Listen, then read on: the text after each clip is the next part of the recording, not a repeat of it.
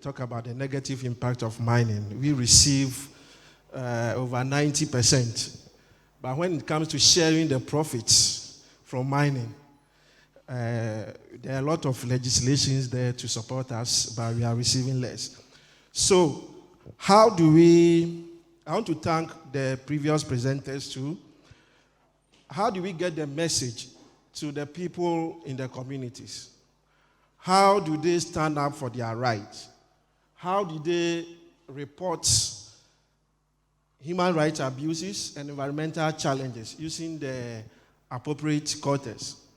So we designed the mine site assessment tool. It's like a survey with the support of the Responsible Mining Foundation in Switzerland. They supported us and we came out with the mine site assessment tool. We have 15 thematic areas with the tool, and we go to the community and engage the community people and assess the situation. And then we empower them to do advocacy. So for the sake of time, I will skip the background. We talk about the importance of mining, the artisanal and small-scale mining, the contribution and all that. Please, let's go to the previous slide. Okay, so the mine site assessment tool. So it covers 15 topics. It is flexible and it can be used in every community. We have designed a local version using the tree language. And please, the next slide.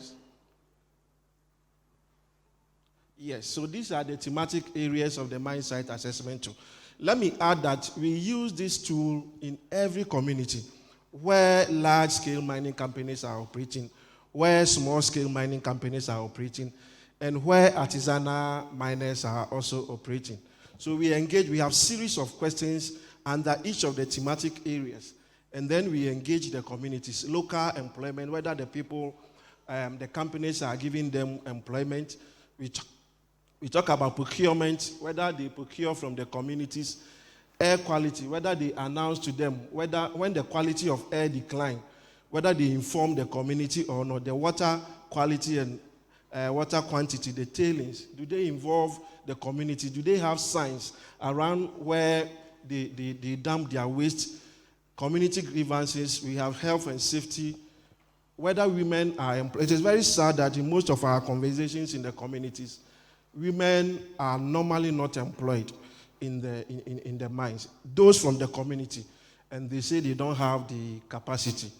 Decent living wage, whether unions are confident to discuss wages, and then whether workers in the mining companies have a channel to talk about their grievances and all that. So we use the tool in 5, in fact more than 5, but for the purposes of this presentation, we'll concentrate on the 5. Please, the next slide. Yes, so we went to Tongo, we engaged them, we went to Mansua Punapuno in the Ashanti region, Ayamfre Central region, Adansi, Kenya, Osino. These are the communities that we have engaged. These are the areas that we have engaged communities with the mine site assessment tool. Please, the next slide. Yes, so in every community, we have groups of 20 to 25 community residents who are carefully selected. We make sure that women, in all the engagement, women constitute at least 40%. And they don't just come to the meeting. We make sure that they voice out their issues. Other vulnerable groups like young people, people with disability, living in the mining communities are also engaged when we meet in the communities. Next slide. Yes, so after the engagement with them, we also educate them on the regulations, the laws governing the extractives in Ghana, like the Minerals and Mining Act, Act 703. We talk about the mining policy. We talk about the LI 2175, compensation and resettlement. We give them education on the Land Act and others, so that when they have challenges. So after engaging them at the community level, what we do next is to have what we call stakeholder meeting, where we bring the regulators together. So this is a meeting in Obuasi where we brought all the communities together to meet the regulator and have a dialogue. So we had the Minerals Commission in attendance, we had the EPA, we had some of the officials from the mining companies there, we had the district assemblies there to have a dialogue. The goal of the mine site assessment tool is for constructive dialogue. The communities channel their grievances through constructive dialogue. So basically, this is what we do. We go to the community with the tool, and then we sensitize them. Then we have a meeting, stakeholder meeting, and then we encourage the community to take action. Now, in taking action, we as an organization, we don't lead the advocacy. We give them the support, and they lead their own advocacy.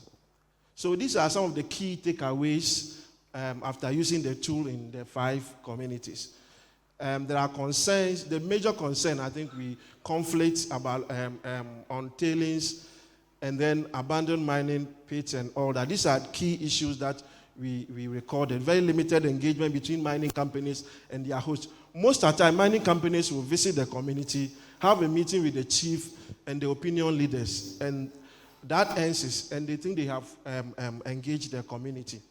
And then pollution of water, abandoned pits, low salary level of some workers, poor air and water quality in host community, and then no clear information on local content from the mining companies. So even the large-scale mining companies, you go to the communities, and the communities are not aware of their local content policy and how they plan to help them.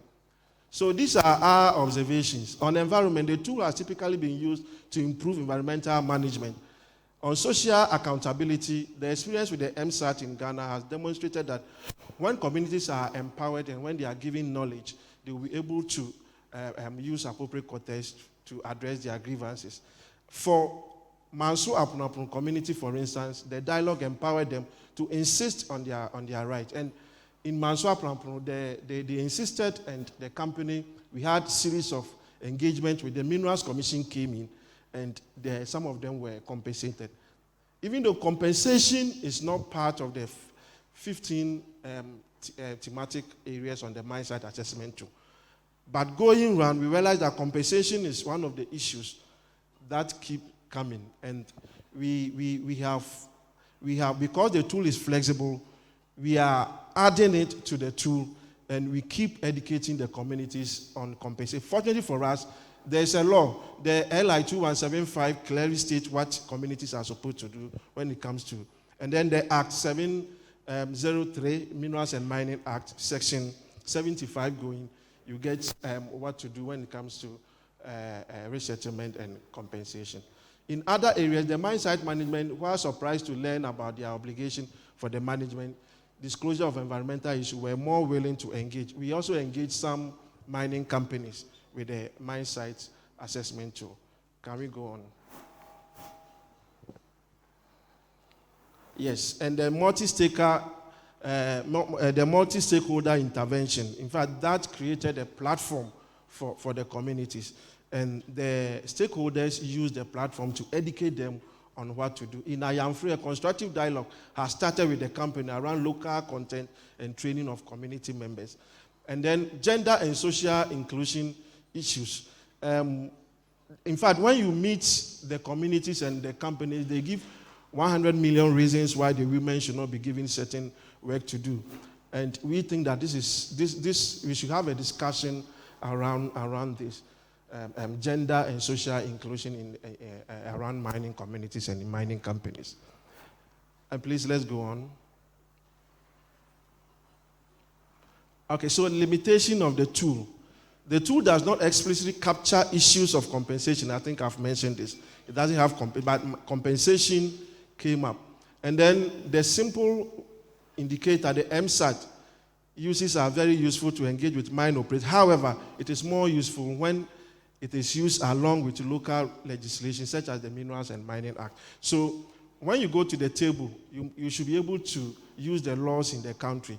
You may have your grievances, but you should be able to use the laws in the country to support whatever you are saying. So this is the summary of what we have done with the mine site assessment tool. It has helped the communities. It made the companies realize the local laws. It offers great opportunity for people who are already working in specific mine site. And then it is helpful to build the capacity of local communities on monitoring gender issue. It is essential, especially if companies and government fails to fulfill their obligations. Next. Okay, thank you very much.